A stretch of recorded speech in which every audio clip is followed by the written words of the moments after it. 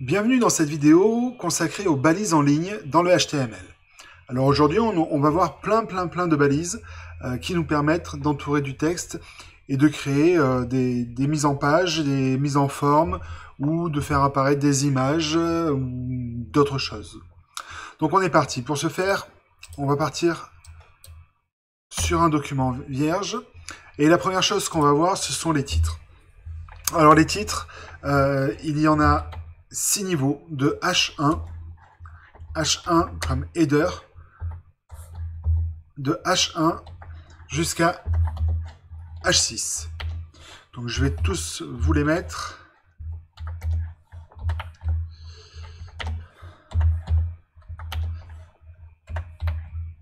Voilà. Et dedans, je vais écrire le titre. Voilà. Et donc là, vous avez les 6 niveaux de titres qui existent. Si en dessous, j'écris du texte, voilà, le texte va s'écrire comme ça, et les titres vont être hiérarchisés dans ce style-là. Après, bien sûr, on peut surcharger l'apparence des titres, on peut changer la couleur, la taille, on peut tout changer. Mais encore d'un point de vue sémantique, c'est très important d'utiliser ces titres-là. H1, il faut toujours que notre page ait un H1, c'est le titre de la page, et après il y a des sous-titres, des sous-sous-titres, et ainsi de suite, jusqu'au 6e niveau du H6. Ensuite, après les titres, on a ce qu'on appelle des paragraphes. Voilà. Donc le paragraphe, lui, va posséder des marges.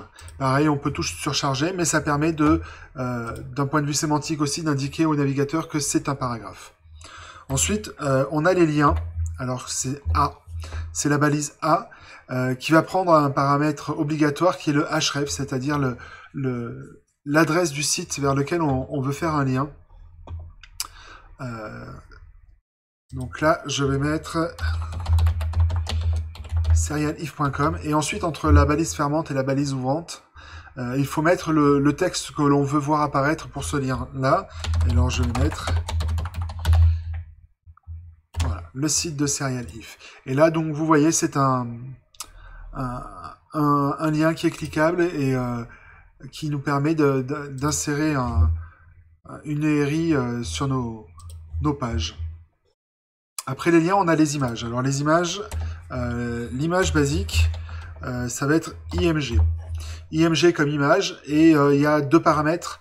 La source, donc quelle image on veut mettre dans cette balise-là. Donc ça peut être un fichier dans notre projet, ça peut être une image sur Internet, ça peut être beaucoup de choses. Moi, je vais prendre une image sur mon site. Voilà. Donc dans image, j'ai mis un lien vers mon site, et donc c'est mon logo qui apparaît ici. Ensuite, on a Alt qui va nous permettre de mettre un texte à la place de l'image si celle-ci ne peut pas s'afficher. Imaginons qu'on a un problème avec l'image, elle ne va pas s'afficher, on aura cette petite icône de fichier cassé, et à côté on aura un texte de remplacement qui est le texte qui apparaît dans le Alt. Donc là c'est le logo Serialif. Ensuite on peut déterminer la largeur de l'image. Donc je vais refaire apparaître l'image.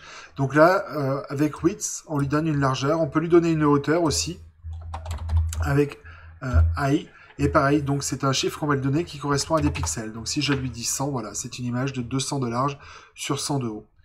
Si on ne met rien, il va garder les proportions de l'image. Donc on peut ne rien mettre pour la largeur ou la hauteur. Donc si j'enlève la largeur, je me retrouve avec une hauteur de 100. Et dans l'autre cas, si j'enlevais la hauteur, je me retrouvais avec une largeur de 200, et l'image avait ses proportions d'origine. Si on ne met rien du tout, on va avoir l'image au format d'origine. Voilà, là c'est la taille d'origine du fichier. Donc ça, ce sont les images. Après, il existe des figures, on va dire. En français, je pense qu'on dit figure, mais ça peut être utilisé en fait pour rajouter un petit texte en dessous, une légende à l'image. Donc si on insère cette image dans une balise figure, donc c'est ce que je vais faire.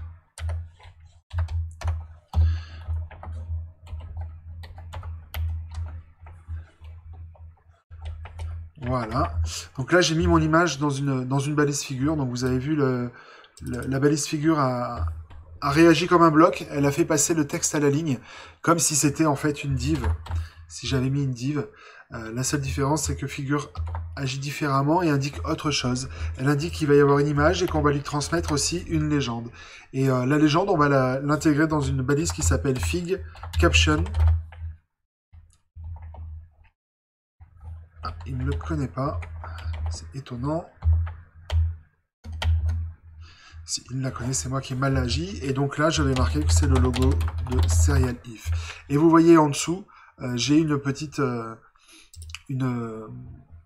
légende qui vient se mettre. Donc si par exemple je lui mets voilà, image 1, c'est le logo de Serial If. Donc ça permet de mettre des légendes sur les images. Ensuite, on va voir ce qu'on appelle les sauts de ligne, les line return. Donc c'est ce qui permet de passer d'une ligne à l'autre. Alors il faut essayer de l'utiliser le moins possible. On va l'utiliser lorsqu'on va écrire par exemple un poème dans un paragraphe, où c'est le paragraphe qui va faire les sauts de ligne normalement. Mais si à l'intérieur d'un paragraphe on veut faire des sauts de ligne, on peut l'utiliser, mais c'est de moins en moins utilisé. Donc pour faire des sauts de ligne, c'est BR. BR permet de sauter à la ligne. Donc si j'écris par exemple, j'écris deux textes, texte 1, texte 2, vous voyez que les deux textes sont ici, à la ligne, à la suite. Si j'insère ma balise BR au milieu, j'ai un saut de ligne qui apparaît entre les deux. Donc ça, c'est le saut de ligne, c'est la balise BR. Ensuite, on a une autre ligne qui est le HR, donc qui est un peu la même histoire, mais là, il va y avoir une ligne horizontale. Donc c'est une horizontale rules, je crois. C'est une règle horizontale. Donc HR comme horizontal rules, donc qui permet de faire un trait horizontal dans notre texte. Alors ensuite, on va passer aux balises de formatage de texte. Donc on a vu déjà qu'il y avait les titres, mais après on peut aussi utiliser des balises de mise en évidence de texte. Donc on va avoir la balise qui va généralement mettre en gras, mais elle peut aussi agir différemment suivant les navigateurs. C'est la balise strong. Donc c'est une balise pour indiquer que c'est audacieux, c'est un texte important. Donc là je vais écrire strong. Et donc vous voyez que strong apparaît en gras ici. Ensuite, dans la même idée, on peut utiliser la balise B comme bold. Oui, oui, strong c'est audacieux. B c'est bold, c'est audacieux et strong c'est fort. Donc voilà, la balise bold va faire la même chose, mais elle fait que du gras. Elle est de moins en moins utilisée. Pareil pour la mise en emphase. Donc il y a une balise qui s'appelle EM comme emphasis. Voilà. Et donc, il va mettre du texte, vous voyez, en italique. Suivant les navigateurs, elle ne va pas agir exactement de la même manière. Avant, il y avait une balise qu'on utilisait qui était I pour italique et qui fait la même chose, mais elle met vraiment que en italique.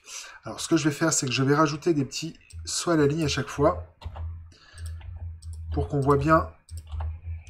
Voilà, strong, bold, emphasis, italique.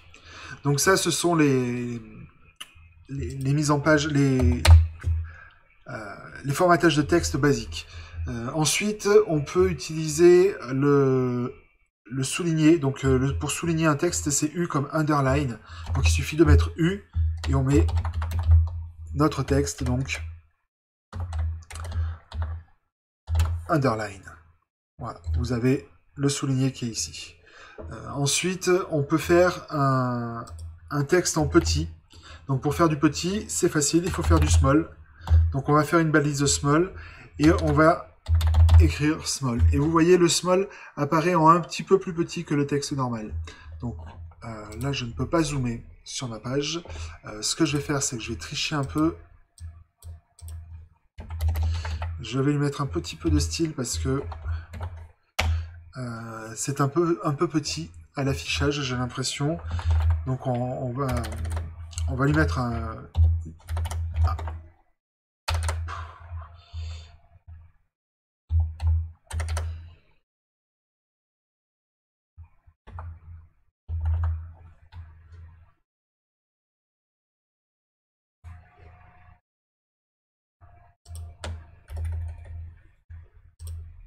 Donc on va lui mettre du style.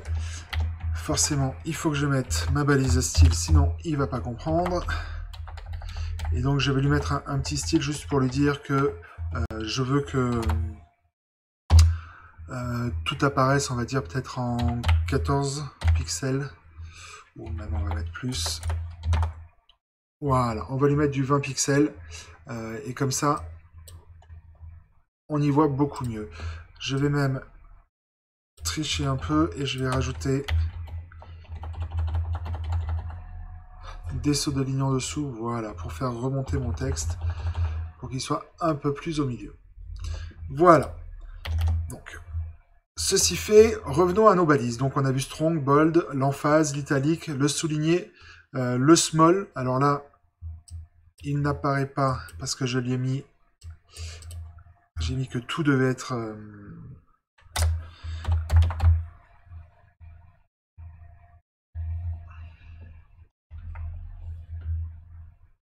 J'ai mis que tout devait être en plus gros caractère en mettant l'étoile. Vous voyez, je vais lui dire juste le body. Et là, on voit que le small est un petit peu plus petit. Donc après le small, on peut faire du texte qui est marqué. Marqué ou surligné avec la balise marked. Donc qui est MARK. Ah, il ne le reconnaît pas non plus. Donc on va lui mettre... Voilà, du texte qui est surligné. Du texte marqué. Je vais rajouter des soulignes un peu partout. Voilà. Et donc on a notre texte marqué automatiquement avec la balise marque. Ensuite on peut faire du texte souligné, donc delete en anglais, donc avec la balise DEL, comme delete. Et on a un texte qui est barré, qui a été supprimé. Ensuite on a les exposants et les indices. Donc les exposants en anglais ça se dit superscript, donc ça va être la balise sup. Voilà. Et pour voir la différence, on va lui mettre un texte. Et pareil pour la balise indice, qui en anglais se dit subscript, donc sub. Pardon, subscript.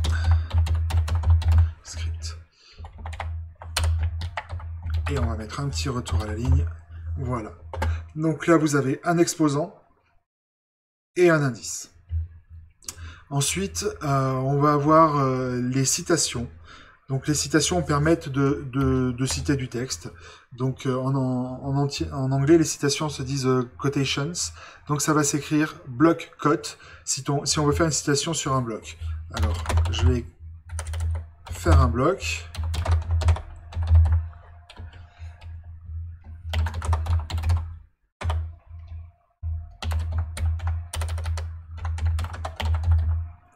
Voilà, un bloc. Ceci est un bloc de texte super cool. Et je vais l'entourer donc d'une balise block quote.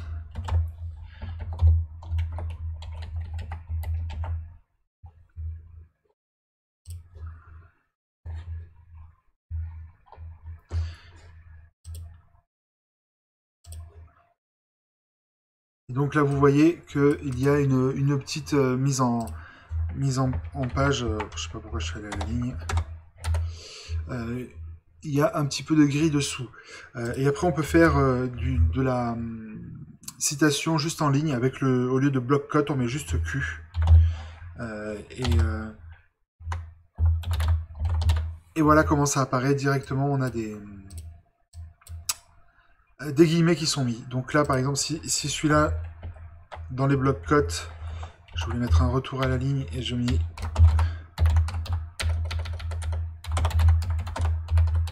une autre ligne, vous voyez, ça va me faire une citation de ce format-là en block quote. Et en quote, en inline, en ligne, ça met des guillemets autour. Voilà. La dernière chose que je voulais vous montrer dans cette vidéo, ce sont les listes.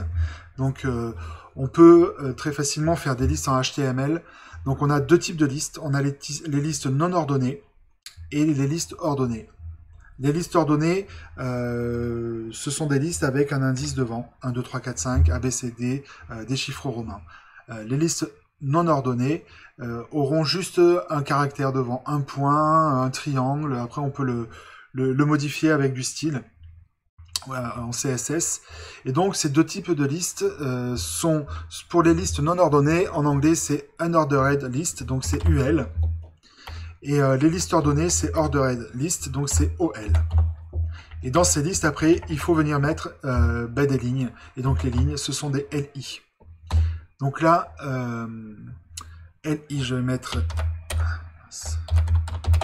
ligne 1. Voilà ma liste non ordonnée, donc c'est des points qui apparaissent devant. Et si je fais la même liste ordonnée, vous voyez qu'il y a des chiffres qui viennent se mettre devant, 1, 2, 3, 4, et ça nous permet de faire des listes très rapidement grâce au HTML. Alors une petite précision que je vous ai pas vu préciser. Ouais. Là vous voyez que j'ai mis un espace, on peut mettre tant d'espace qu'on veut, dans tous les sens. Ça ne change rien au HTML. Tous ces espaces sont enlevés par les navigateurs. Ils ne changent rien du tout. On peut mettre des tables, des espaces, des retours à la ligne. Vous voyez, ça ne change rien du tout à l'affichage du HTML. Donc quand on voudra gérer ces espaces-là, il faudra s'y prendre d'une manière différente. Voilà, c'était tout pour cette petite vidéo sur les balises en ligne. N'oubliez pas, PAPCS à tous et à bientôt.